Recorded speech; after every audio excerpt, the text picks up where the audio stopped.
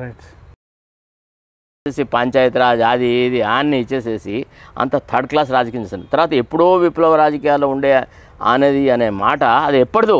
ఇప్పుడు ఆమె ఏం చేస్తుంది, తన కొడుకు తన భవిష్యత్ సార్ మొత్తం ఆ ఏరియా మాఫియా అంతా ఆమె చేతిలోనే ఉంది సార్. మరి సీతక్క గురించి మాట్లాడితే చాలామంది భయపడుతున్నారు, ఎందుకంటే ఆమెకు ఏదో విప్లవాలకు సంబంధించిన అదేదో పాత కనెక్షన్ ఉంది అని. అంత ఉత్త భోగసే అట్లా చాలామందికి ఉంది. ఇప్పుడు మాలో మేమందరం అదే పంతా నుంచి వచ్చిన వాళ్ళం.